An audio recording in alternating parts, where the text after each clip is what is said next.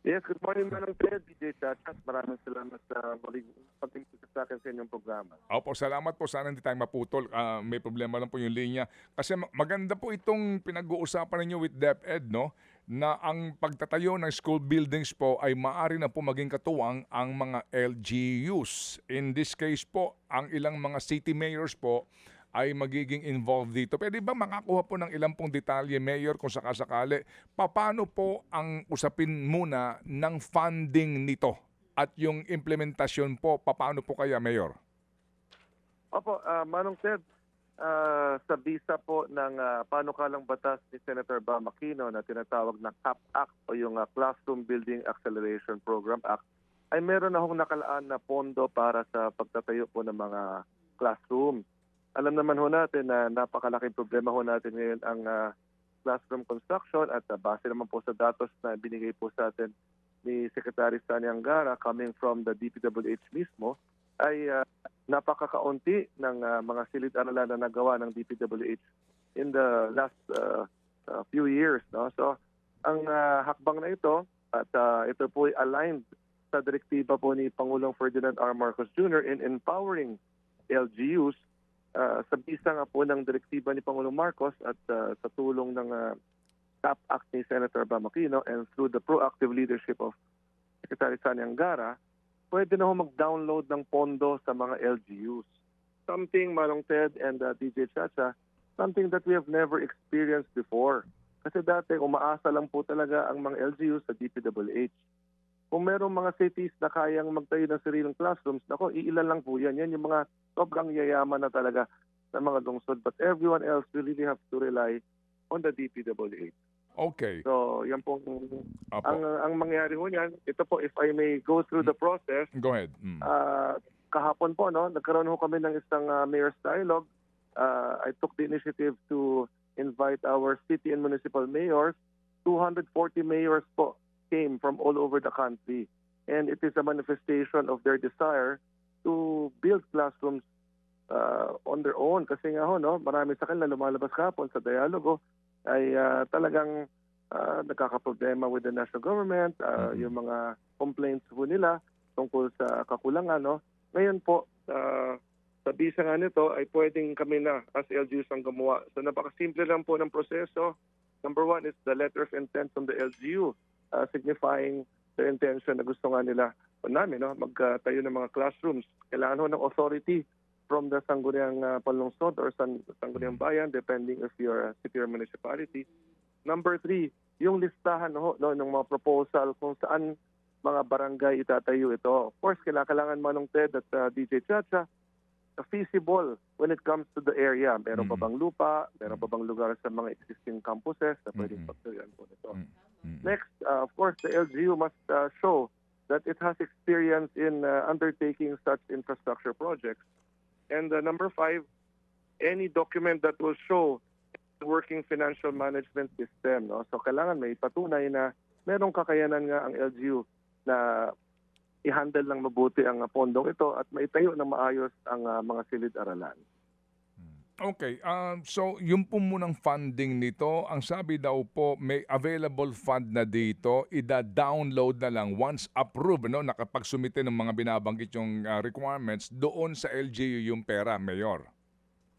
Tama po yan, Manong Ted. And one thing that I would like to clarify, yung mga mayors, merong separate fund ho yan because the current fund, no, malaki-laking pondo ho yan, yan po ay sa bisa nga po ng CAP Act, no, na binanggit ho ni Senator Bam Aquino kahapon na bagamat ito ay napasa na nga sa Senado on third reading.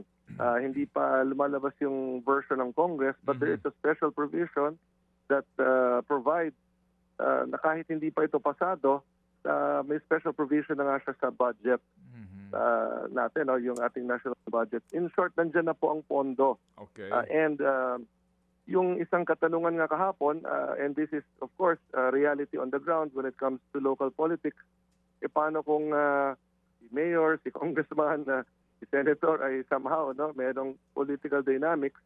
Binanggit nga po na yung mga identify ng mga LGUs, merong separate fund hiwalay doon sa maaaring identify ng ibang mga national or locally elected officials. So, kumbaga, ang talagang dapat nang gawing hakbang, Manong Ted, itong 5 binanggit ko po, no? Once magawa po ito at pumasa sa mga panuntunan, no? Criteria, evaluation ng DepEd, ay pwede na ho mag-download ng pondo. Okay, opo. So, pwede ho natin gawing case study ang inyo pong city mayor, Mayor Francis. Okay. Yes, please. Yes, So, please. opo. Opo. So kayo po sa San Juan, ilan po ang inyong shortage sa classroom? Okay, Manong Ted, I don't have that exact number now, but definitely sa kasalukuyan, nagsasagawa pa rin tayo ng shifting. No? Okay. Even if San Juan has already a lot of school buildings and classrooms, we still have a shortage.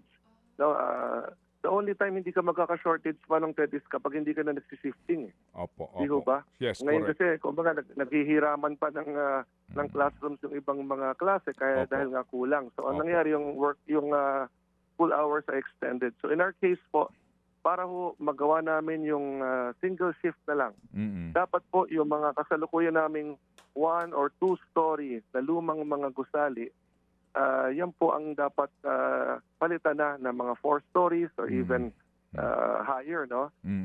Para ma-maximize po yung aming kakaunting lupa. Ang Space. challenge po namin sa San Juan, Manong Ted, we're only 5.94 square kilometers.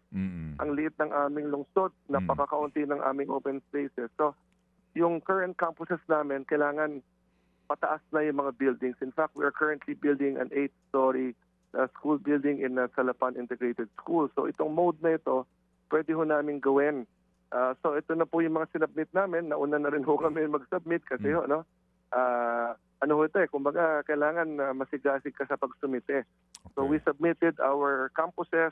Sa tingin ho namin, yung mga lumang buildings ay pwede nang palitan ng mas matataas to maximize the number of classrooms. Sige po. So kung ang inyo pong syudad ang case study po dito, kasi nga space ang pinag-uusapan, so meron na ho kayong parang pilot na ginawa.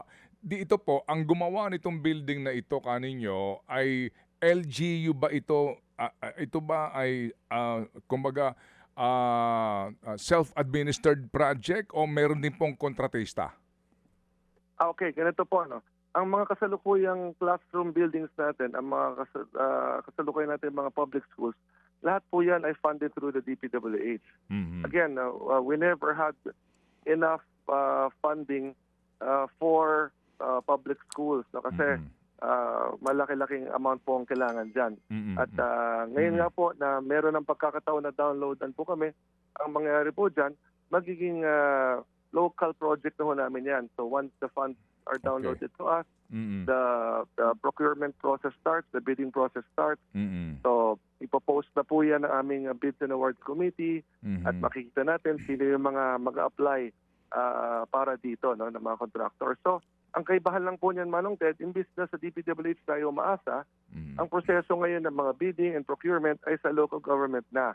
At mas maganda po yan para sa akin because yung accountability ngayon nasa local government units na. Unlike before po, ang DPWH bigla na lang nagtatayo ng mga projects, hindi nagko-coordinate sa LGUs. Ang nangyayari, nagiging substandard, yung iba, ghost projects pa nga based on what we're seeing. So this time around, since LGUs na po yan, the accountability is on our shoulders. We can monitor better at everything, yung scope of work po niya. Lahat po yan pala, just to emphasize, we must follow DepEd guidelines. When it comes to the design, the size, and yung pati po yung costings. Merong hong specific costings na dapat within these amounts lang po ang magiging gastos pagdating sa mga classroom buildings nito. Okay, sige po. So nangangahulugan po, iba-iba ang needs, per area kasi nga gagaya po ninyo, dapat sa inyo high-rise na o building na po ito, sa ibang mga lalawigan po, depende kung saan yung lokasyon. Ang mga disenyo nito, ang pagmumulan po ay DepEd pa rin, depende sa lugar na pagtatayuan o kayo mismo po ang magagawa ng inyong sariling disenyo po, Mayor? DepEd po ang yung pinaka standard design po niya. Okay. Now, kung 1 story, 2 story, 4 stories, doon na lang ho magkakaiba ho yan. Okay. Again, depending on the need of the LGU. Some LGUs, halimbawa sa probinsya, mas may lupa po sila. Oo. They can build horizontally. Okay. In instances such as San Juan, vertically naman po kami. Opo. Sige, okay. Also, Mm. Manong Ted, gusto ko lang pong emphasize sa inyo, meron pa ring pondo si DPWH to construct on their own. Ang punto lang po rito, just compute, let's do some mathematics. There are more than 1,600 municipalities in the Philippines, 149 cities. Kung sabay-sabay ho ang mga LGUs na magtatayo ng mga classrooms versus kung ang DPWH lang mag-isa ang nagtatayo ng classrooms, mas marami talaga tayong magagawa. Opo. Ayun. At mahabol po natin yung shortage, Manong Ted. Opo. Kumbaga, napakaganda nga pong pamamaraan, very practical to involve the LGUs. Mayor, yung pong sino ang magdedesisyon kung itong LGU na ito tatanggap ng ganito kalaki, itong LGU na ito ganito kaliit? Ang DepEd po, sila ang mag-evaluate po ng lahat ng mga letters of intent. So kahapon natanong din nga ho yan, Manong Ted, nagkaroon kasi tayo ng forum sa San Juan kahapon. So all of these submissions, dadalhin po yan sa DepEd, i-evaluate po ng kanilang EXICOM. In fact, Secretary Angara has already instructed to form many EXICOMs kasi ang dami ho nating LGUs all over the country. So isa-isa na hong nagsasubmit at evaluate po yan. At hindi naman ho ito one-time undertaking, Manong Ted. So merong mga first batch, second batch, third batch.